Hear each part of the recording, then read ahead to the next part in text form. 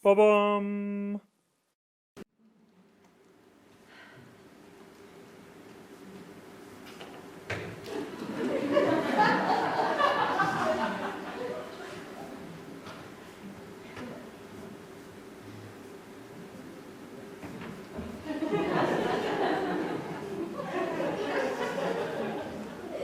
Would you just play?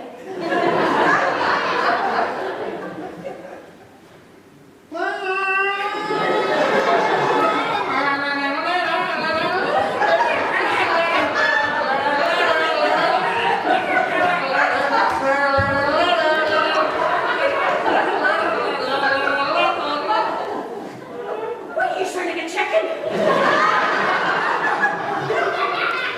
Well, you try and do an impression of Ellen Gibbs. Okay. Actually, maybe not. Hello, YouTube.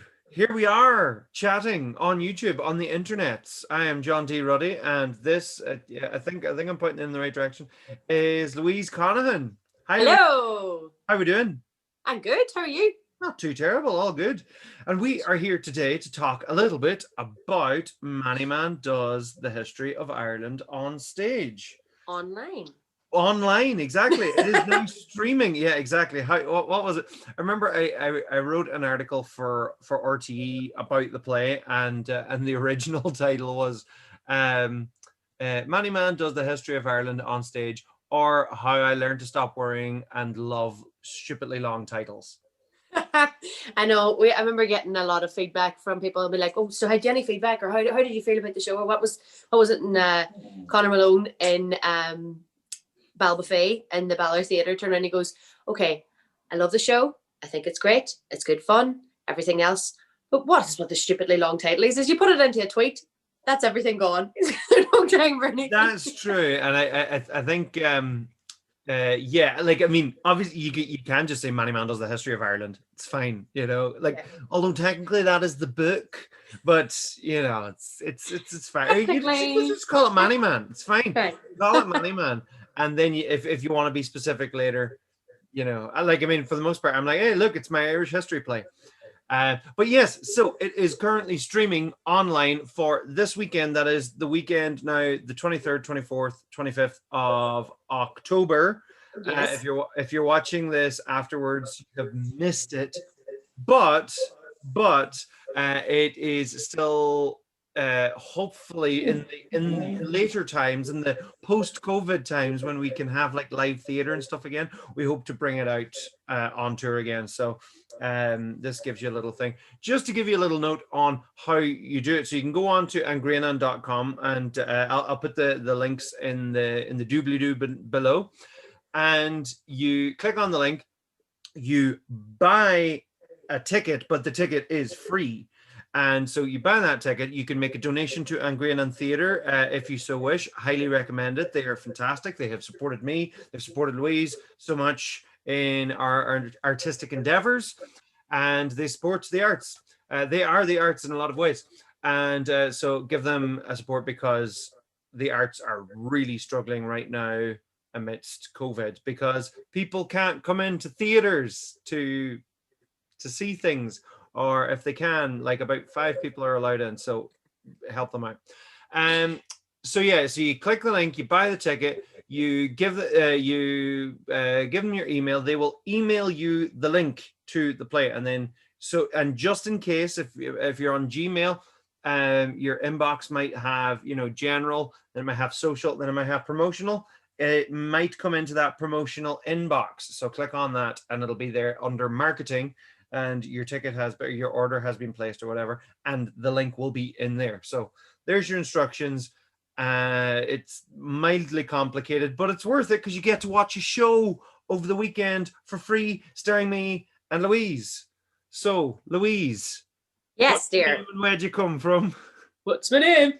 Well, my name is, well, it's Louise Conaghan, but as you can Sarah Louise Conaghan is my proper title. Ooh.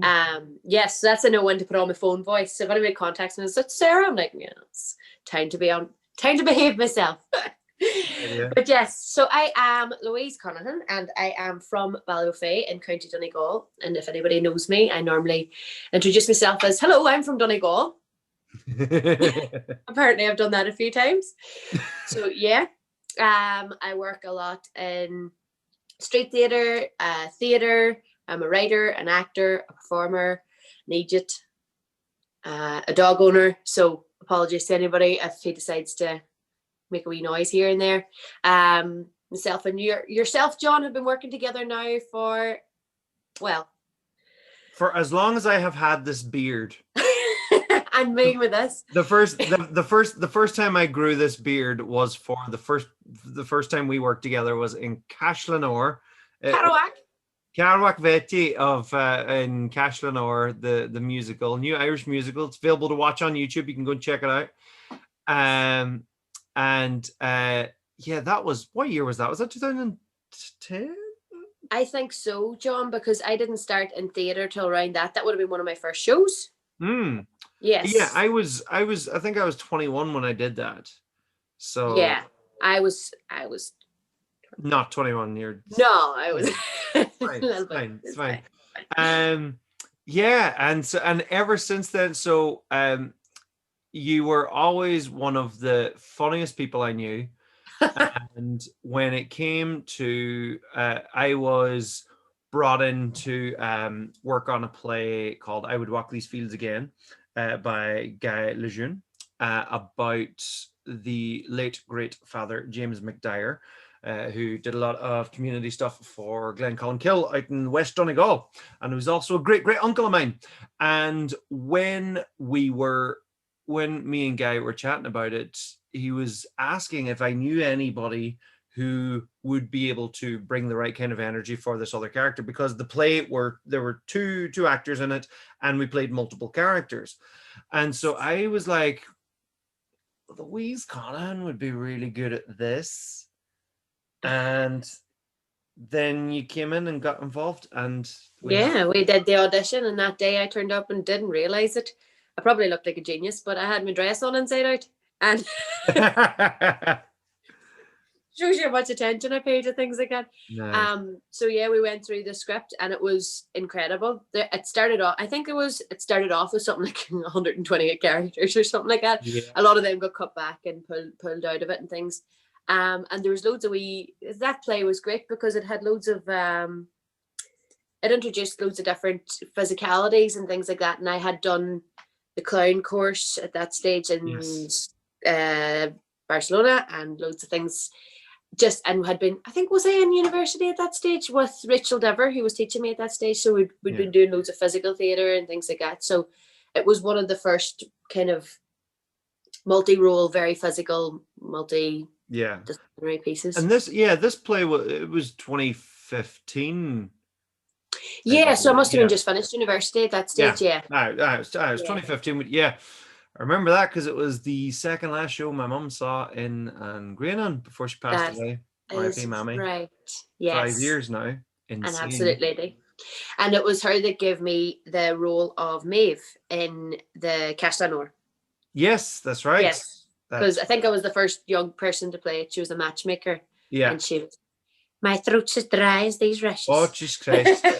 She was a great character altogether. I've been up the Eel Stream, and I find neither sight nor sound of them. Sorry. Oh, there's Sandy. Yes, Sandy. Sandy just loves to be saying it. Are we on camera? Hello. Hi. Oh, hi. So I was approached by Patricia McBride, the director of Van Greenan, if I would be interested in developing a play based on Manny Man, based on my books at that point and my YouTube videos.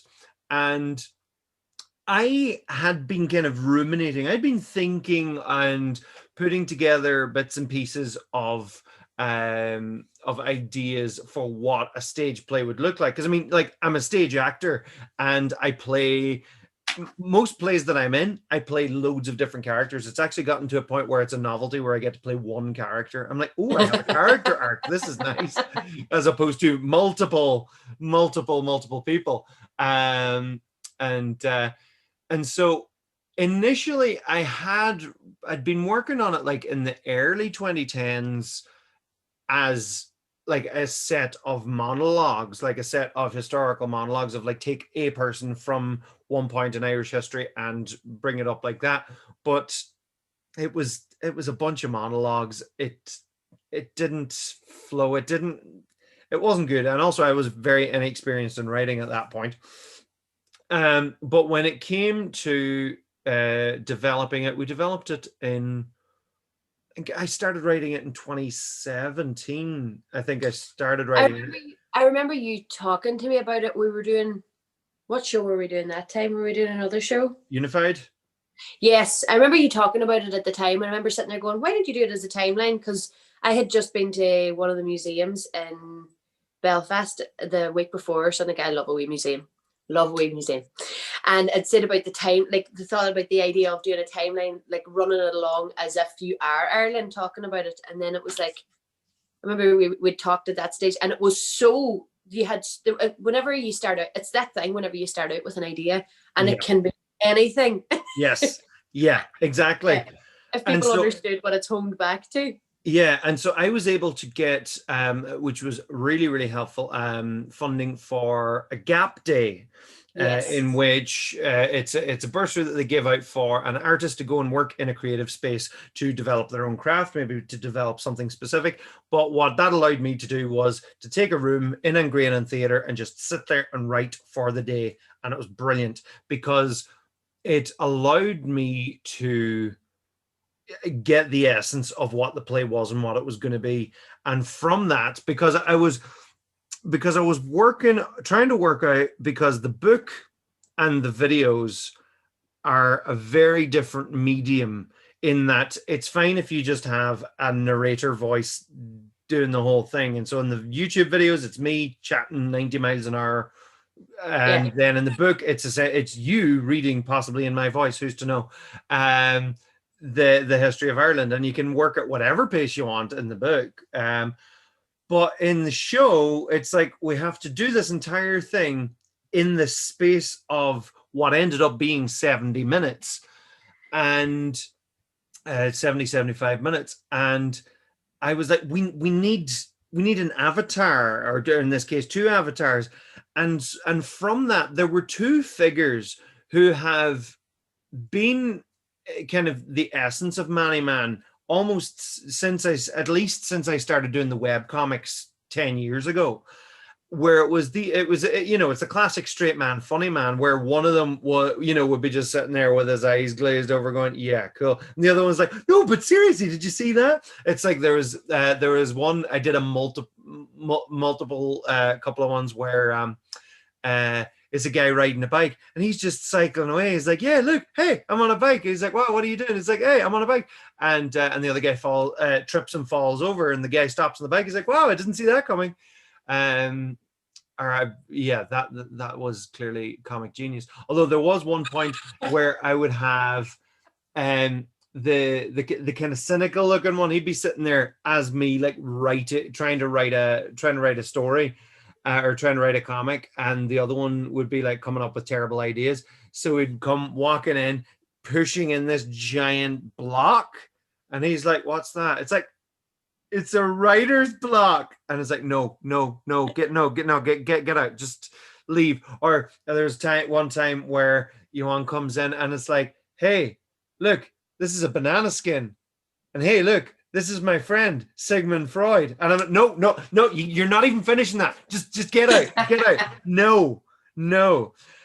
And so those characters were always there, and they're kind of two different sides of my mind. Where one side I'm like, no, I'm deathly serious, and then on the other side it's totally silly. It's like, but why don't we do this?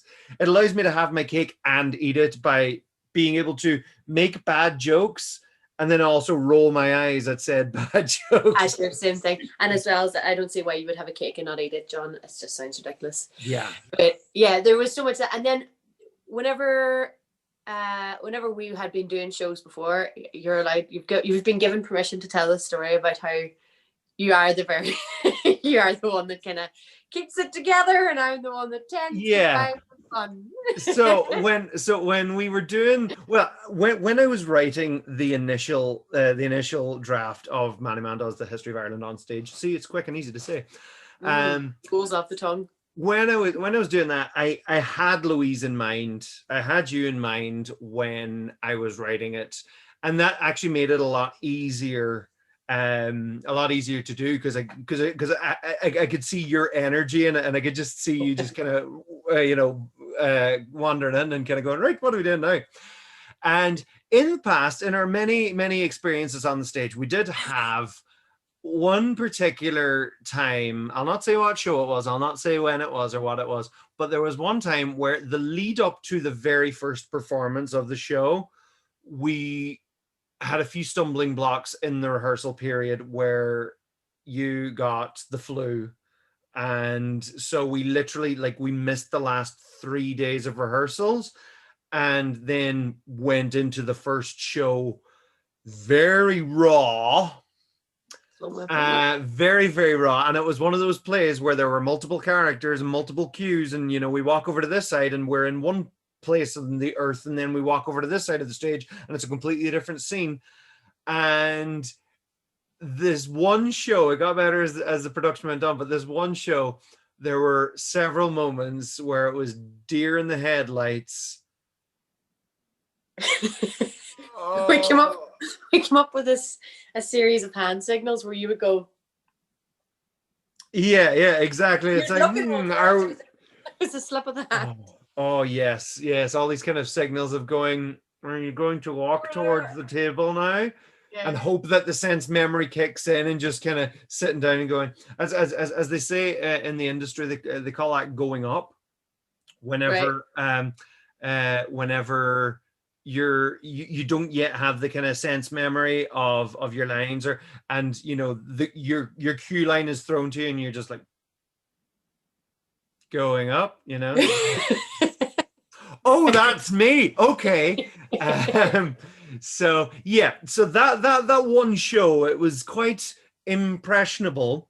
Yeah, I'm glad it left an impression. Maybe not the right one. And so from that, well, I was also thinking, and I mean this in the nicest way possible, Louise, but I was like, there's a lot of detail in this show, a lot of historical detail in this show.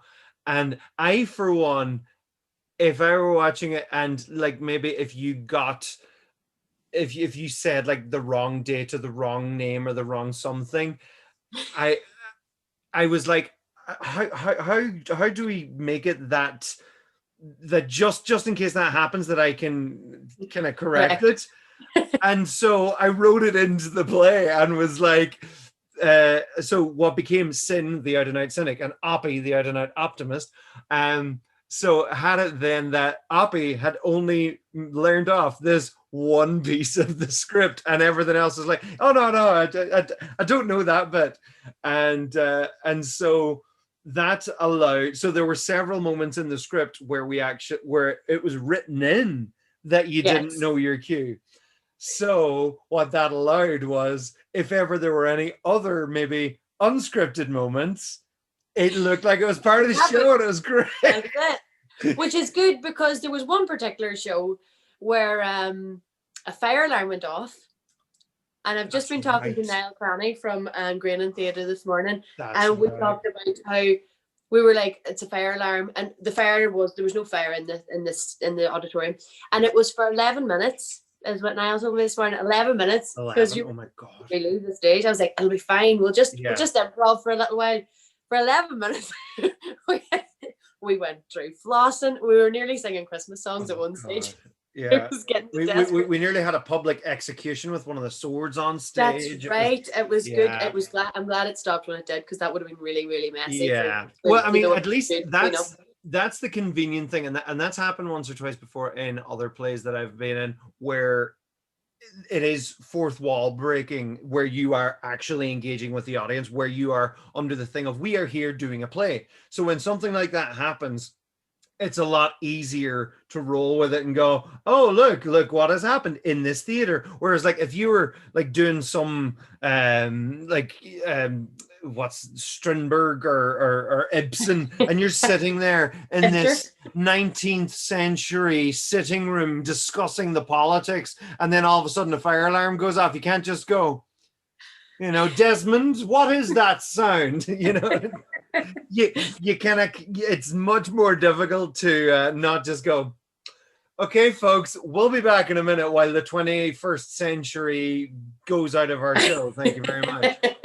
Eliminate that and then the phone calls. Yeah. But that was where it was good fun. And then I think with this piece, it really played to both our strengths, and it was written in that way. But even like, do you want to give see what we'd say there about the gap day, John, where you got funding for a day? I thought it was 2 days, but you got funding. It was ultimately 2 days. Yeah. Funding to write a show. So if anybody hears that, they think, oh, John Ruddy wrote that show in 2 days. That's amazing. But it's not like that, John. It's whenever you're writing a show, because I've written a show and you're constantly rewriting it, and every time that show goes out, because everything changes in the world, we have to change it every time it goes out. But like, for example, a show that you'd 10 years of research went into it. If you're writing another new show, like I know myself, I have a show that's going on at the minute, and it's been in production. Like, you've been writing it for a year and a half, but you sit down and you write it over 2 days. Yes, but it's been bubbling for years. Like, I have at least 3 screenplays bubbling in here. One has been bubbling in there for about a year now, and 2 of them have been bubbling in there for close to 10 years, and I still haven't written them. I haven't done something with them.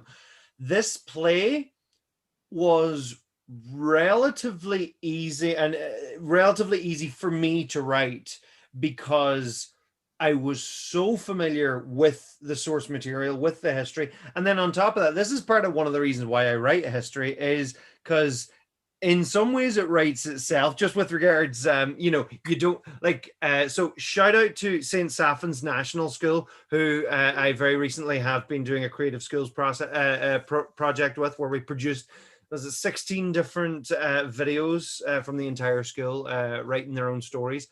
And one of the students was giving me feedback afterwards, because some of them wrote their own stories and some of them did like factual videos. Like, one of them did a great video about creatures of the sea. And I asked them, so why did you choose to do that as opposed to make up your own story? And they were like, well, it was kind of easier because all the facts were already there. We just had to sort them all out. I was like, yes, welcome to my world. Yes. But the trick is making it interesting, making it fun, and making it approachable. And that was the real challenge.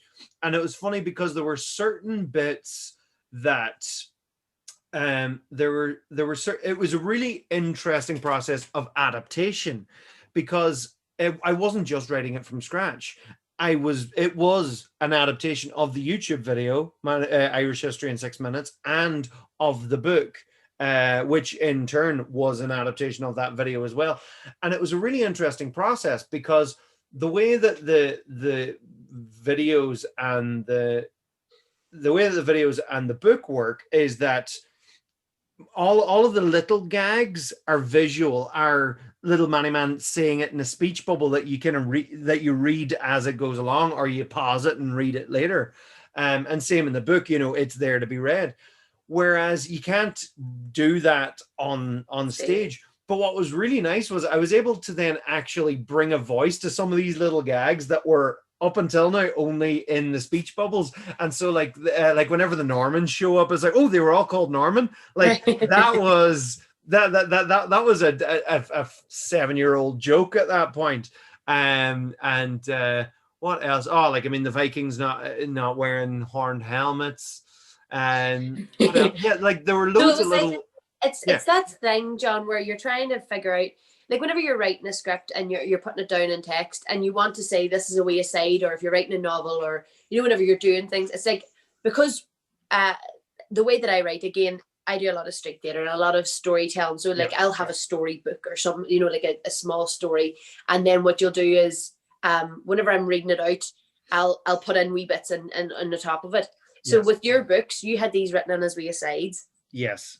And then whenever we're doing it on stage, and like to make to rehearse something over and over again and to have an aside, and it's a kind of it's nearly like it's done like a throwaway joke. Yes. But that to keep that energy and to keep that flow is quite. That's where the art of stage work comes into it and the craft, and that's where we got a lot of help from Rachel. Oh, big time. Well, that's exactly who I was waiting to mention now, Rachel Diver. This show would not be the show that it is without Rachel Diver. I mean, obviously she directed it, but I am so glad that she did. Hi, Rachel, if you're watching. I have known Rachel since I was about 15 years old. I worked with when I was a teenager. Rachel was the facilitator with the youth theater in Angrana, like the very first wave of Angrana Youth Theater. Rachel was one of the facilitators, and so I had worked with her then. And even back then, we were butting heads on style, on what I thought would be cool or what she thought would be cool. But we ultimately, I remember having the conversation with Patricia McBride about bringing in a director and who I might be thinking. And I was leaning towards Rachel because more recently we had worked with Rachel as a director in Fiesta, and when we brought back Fiesta at the end of 2015. And there were a lot of things that she did in that show that I didn't like, but they worked, and they worked really well. And that was, and again, shout out to St. Sapphin's, because I was telling them this story yesterday, was how the right combination of creative conflict can really help improve a piece, because there were so many things that I wanted to do that in hindsight were either completely impractical, completely stupid, or, like there were certain bits, like even the first draft that I read, that I wrote, that we did a read through of it. And, there were certain bits where people were like, yeah, it was good until this one section, and then it just dies a death, and we're like, oh my god, yeah, we get the point. And so like we were able to chop stuff like that out. But then once we actually got into the room working with Rachel and finding ways of bringing the characters to life, and Rachel had such a great way of having us find the physicality of the characters, because again, if it were up to me, we would have a cardboard cutout for every single character under the head. And it would have the stage would have been covered in like over 200 props. Insanity. It already was, and it still was. But the finding of the physical elements was so much fun, and it was to have that then too. It gave us much more direction as well. But as you say, there's something that I found really interesting about what you just said there, John. The idea of the collision of the creative energy and things, and about how that conflict is so important. And that's something that I feel has been eliminated nearly across everything. Everything's become so bite-sized and so palatable that I think we need in the rehearsal room, like the two of us could come in a day and we'd be like, everything would be great, and we would all just be buzzing off and bouncing off and everything's sweet and straightforward. And then the next day we'd be coming in and be like, nope, it does not work. This doesn't work. That doesn't work. And there would be, and never did you leave there with a bad word in your belly to say about the other one. Like no, exactly. You came out of there and you're like, yes, that was a good match today. Well, maybe that was for you. I was quite tortured about the props for a wee while, but again, this is part of the thing. Don't get precious, because from that we came up with the best compromise that, in my opinion, is one of the best additions to the play, was because I was so focused on the visual aspect of it and the visual style of Manny Man being an integral part of it. And the less props we had, the less Manny Man-ish it was. And I was like, and also, because at one point, I had it so that there were projections in the back to show you kind of where the dates were and all this. And I was just like, but people need to know. If people don't know the history of it, you're going to lose them very quickly if they're just like, well, what part of history is this? Where is this? And without the props, I was just like, no, we still kept some of the props, but a lot, dramatically less. And thank God for that. But ultimately, I remember, because I was on holidays in Canada we took like a break in rehearsals, and we were in Canada. I was in Canada meeting my in-laws, and Rachel had sent me an email kind of going, right, we have to sort out these props and lack thereof because it's not working. And I was just like, what am I going to do? But then we came up with, well, wait a minute. What if we have like 9 different figures from throughout Irish history in the background in Manny Man form? I say this as Oliver Cromwell sitting there, sitting behind me. He's always over my shoulder. Godzilla. And then that turned into the it was even more in the end. It was 1, 2, 3, 4, 5, 6, 7, 8, 9, 10, 11, 12, and then in the central one as well. Yeah, there's loads of figures. And then from that, of course, John being John, I was like, oh, because then, in the background of those flats, I can do all of the details and I have all of my stuff. Yay! But and then along the bottom of it, we had a timeline. And so what that allowed us to do was, while the audience is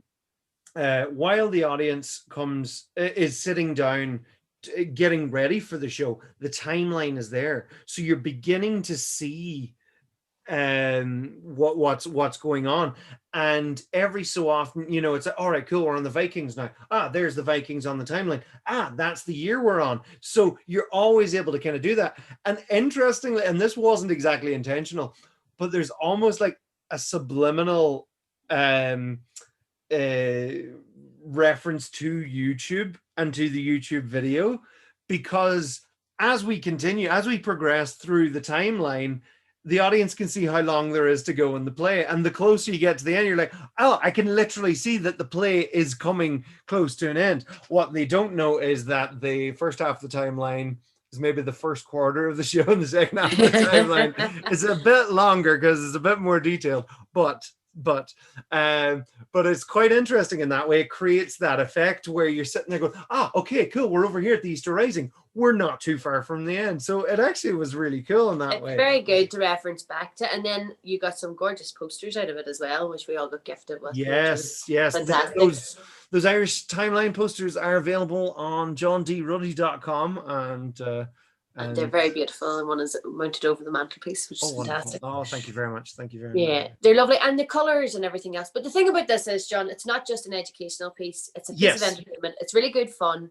For anybody that's interested in theatre, it's got all that, and that's the element. Like, that's what Rachel was always harking back to, was that we want to keep that artistic kind of fun element of it. You had the history element of it and all that kind of thing. So, funnily enough, when I sat down to write this, my very first goal of writing this was, if someone were to come and watch this with no knowledge of Irish history, that wouldn't matter, because it's not about taking in all of the information. It's about watching these two struggle their way through telling this story.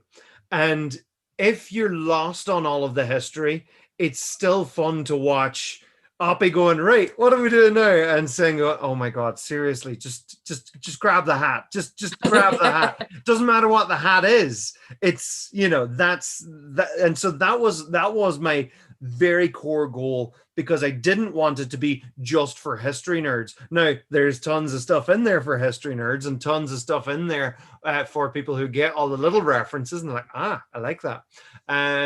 But it's nice like that. But yeah, like, that's the thing.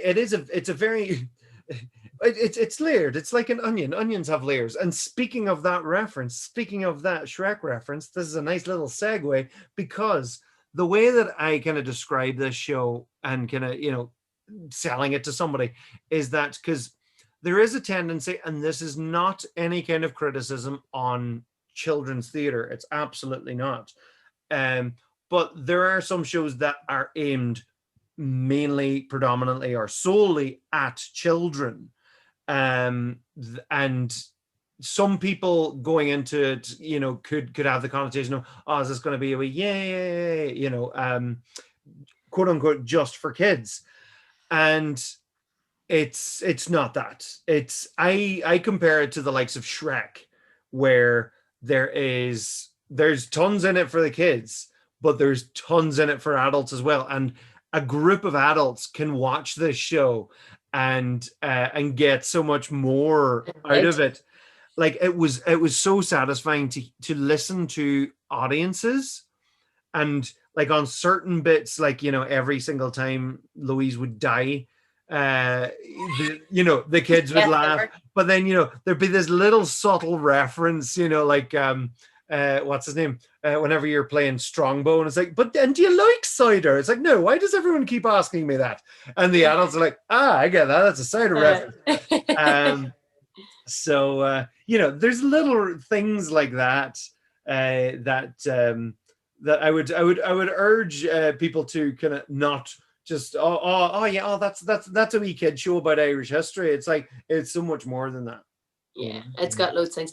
And while we're on that as well, I'd like to say that children's theatre is not easy.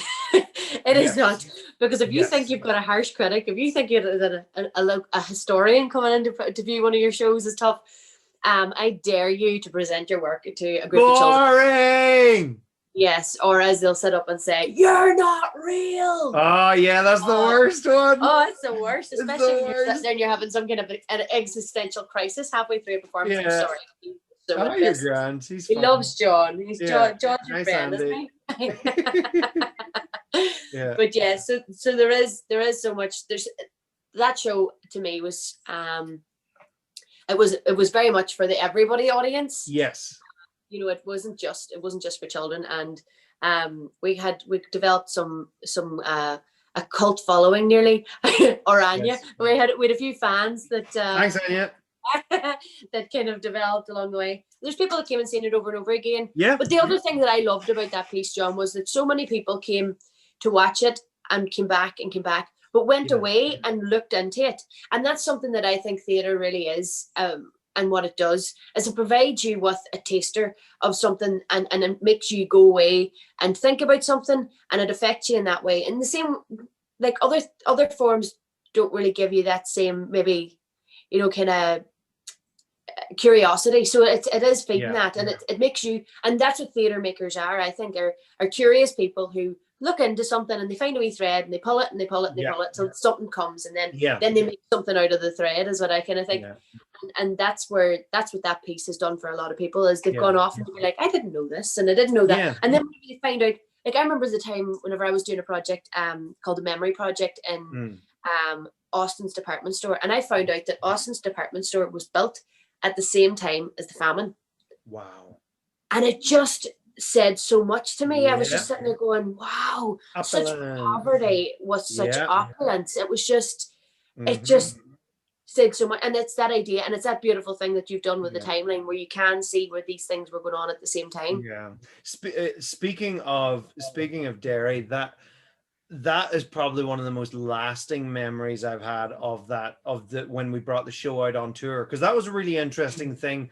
When we brought it on tour around the country, different parts of history had different resonance in different places. So like when we were down in Wexford, in the Viking show up, it's like, hey, this is us. Or 1798, and they're like, hey, this is us. And then in Donegal, it's like, oh, Fly to the Air, is this, this is us. But I mean, I was very nervous in Derry because like going in and then talking about the Troubles, and I was like, what's this 30-year-old guy doing here, coming in and telling the people of Derry about what the Troubles were? I was just like, oh. But the moment when we start talking about Bloody Sunday and just explaining it in a very simple way, but like literally within walking distance, we were in the Playhouse, and literally within walking distance from where it actually happened, and I was in tears telling that story. I'm in tears now thinking about it, and it was powerful, and you could just feel that energy. The energy in that show in particular was just electric. In that moment, and that is one of the moments that just really stands out for me from being on tour, was that moment. It was really strong. Yeah, and on that particular stage, I had done a show a couple of years previous with John Paul Conaghan and Fahy Productions called Heroes with Their Hands in the Air. And it really, that was one, that was before I'd gone to university or anything. And it was one of those shows that really stuck with me, and being in that exact same space and playing.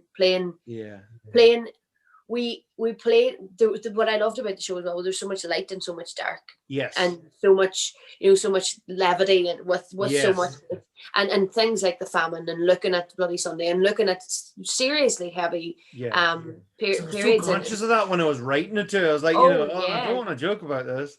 That's it. And then the famine, and we were sitting there going, and I remember so many people, you could feel it in the air. Everybody like, how are they going to come out of this? That's actually one of my favorite bits of the show. Like, I mean, like I love how with the famine, like how dark and emotional we bring it, and and rightly so, because it's a horrific point in Irish history, and again, I be in tears telling that part of the story. It's so heartbreaking. But then how we bring it out, you just feel that from the audience, where they're just like, how are they going to come out of this nosedive of negativity? And then with so many people leaving these shores, so too went the Irish language with them. Spoiler alert. But yeah, it's the level, it's the relief that you feel in the audience. Yes. Like, with that next laugh afterwards, everyone's like, oh, thank God, it's a comedy again. Oh. It's like coming up for breath, but they're also sitting there going, I don't know how to cope with this, because they're like, just 15 seconds ago, she was pulling more faces. Like my face is like an elbow in this. Yeah. It really does. It goes in and out. And I was really satisfied with how the bridge into that moment actually worked, in the way that it had written it, because you performed it exactly as I'd written it, where you kind of start out, you go into it jokingly, and I'm like, no, this is the serious bit. Oh yeah. Oh, what's that smell? It's coming from the fields. Like, that's kind of, oh, okay. Like it's almost like a primary school performance kind of weird play about the famine. But it really worked, and the stylistic difference in the acting, and then that was very much down to Rachel as well, was, where I was very, naturalistic and kind of go, we can't do this. It's like, and just that moment, well, we can't just starve, can we? And because you're still in play mode, and it's like, can we? And you see it on your face. Oh, it's heartbreaking to see right up close, where I'm just like, she's just broken her heart, and she's realized the horror of the Irish famine.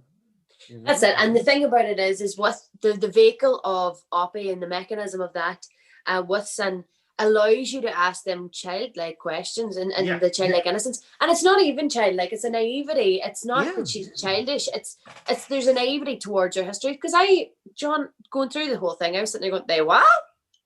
Say what? And I was sitting there going, I thought that was, and then it's like, no, this is very, and you're very interested in very very thick fact-based things, whereas I was very interested in the mythological stuff and all that. And then just seeing how that had tied in whenever you'd looked at, different parts of the histories where it would have been written and things like that. It was very interesting, and seeing how, and what I loved about it as well was seeing that we have this thing about us Irish, and it was like, us Irish, us Celts, us Vikings, us Normans, us everything, because we have such, for us to say that we come from this place, it's so many people came from other places to bring us here, and it's that idea of what we've been built from. It's not that we're okay, as Irish, our identity is like, we're very much rooted here, but it came from so many other places, and I think that's really, really important, and it's so pertinent to right now, like where we are right now, and looking at things like immigration and all of this, and looking at borders and that, and everything that has come in with COVID, and it's just there's history always has a place, and we can learn so much from it. And I think that's right. It's a really, really good time for this play to be out right now at the minute as well. And on that wonderful note, Louise, do you have anything you'd like to give a little plug to before we finish up here? Yes, well, John, as you know, I am a street theatre performer and all the rest of it. So this year, Halloween has been decimated because I know we can't even go trick or treating. But not even that. I have I run like I have like a street theater kind of a thing set up where I do like street theater characters, and I do storytelling. I do online storytelling. And in the last few months, I've been taken up. I've been getting down with all that. So I've got green screens and all that. So I've been doing loads of storytelling online. I've come up with a program for schools. So if anybody's interested, yes. So it's like storytelling to schools for kids that are there. I can tailor the product for children. I also am developing loads of street theatre characters that can work. At the minute, they're going to be just in the north of Ireland. I've got Brussels sprouts costumes in production. Yeah, and you know that I'm an agent for Mrs. Mary Claus. Oh yes, of course. Yes, a good friend of mine. Very busy lady this time of year now, getting ready. She is, but her public appearances have been cut down massively. So she has also been getting up to date and everything like that. So she's doing Zoom calls as well. So there'll be a package on that released soon coming out. And then with the wonderful Ingrain Theatre, again, as always, supporting artists at a time like this, they have commissioned me to write a piece that had been in production before. It was The Morrigan, which is going to be filmed this week under very strict social distancing laws and everything else. Excellent. And I 100% confident in them, and that's going to be The Morrigan is going to be recorded, and it's going to be a similar platform to like what we have here for Manny, where it'll be available for download for I think it's about a week. We'll be looking for donations to be made to Ingrain Theatre. It's a piece that I've written. It's about the Morrigan, who is an ancient Irish goddess. Because I have a massive interest in Celtic mythology and all the rest of it. John loves facts. I love made up stuff. But there's morals in there. So The Morrigan will be a piece that'll be recorded and it'll be put live online. Anything that you want to find out about me, you can find out on the Play Make Believe Facebook page. We've got Instagram. We've got a website there. The website needs a wee bit of work. But there's loads of bits and pieces coming up with that. And anybody can contact me on info@playmakebelieve.com. So it's PLAYMAKE-believe.com. Excellent. Wonderful. Yes. Louise, it has been wonderful to chat to you. As always, John. It's a pleasure. John, you never told us about all the stuff that you're doing. Too much. Have we got all day? I'm doing too much. I've been doing Creative Schools project with St. Sapphin's, where we produced a whole pile of things. You may be hearing little sounds of messages here. That is my next meeting just after this, where we've actually run over 5 minutes, but it's fine. We're doing with the Northern Ireland Archives. We're doing comic book illustration next week with a group of 25 young people all across Zoom, all across Northern Ireland. Fantastic. What else? With Echoes of the Century, I'm doing a whole pile of Zoom workshops. So this is through the Heritage Council with about the Irish War of Independence. I am working on illustrations for the GAA for the 100th anniversary of Bloody Sunday, which is coming in the end of November. It'll be the 100th First Bloody Sunday. Yeah, the one in Croke Park.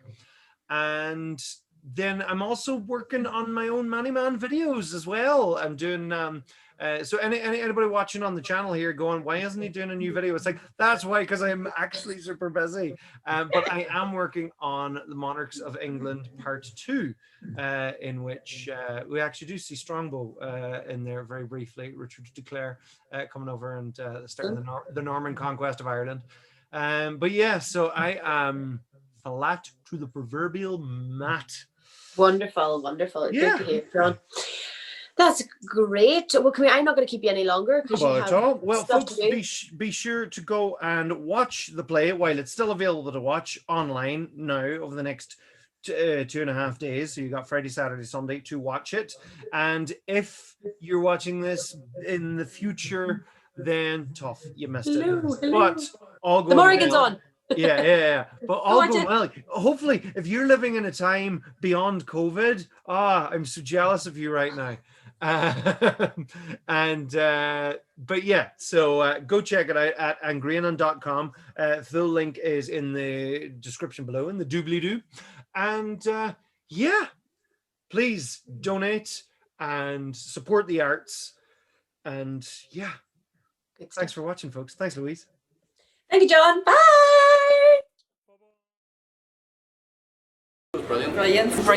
Brilliant. Brilliant. Great comedy and very informative. It has great clarity in the storytelling, great balance with comedy and the serious side, beautifully played. Would you recommend it? Definitely. Definitely. Definitely. Totally, yeah. Very funny. You enjoy it?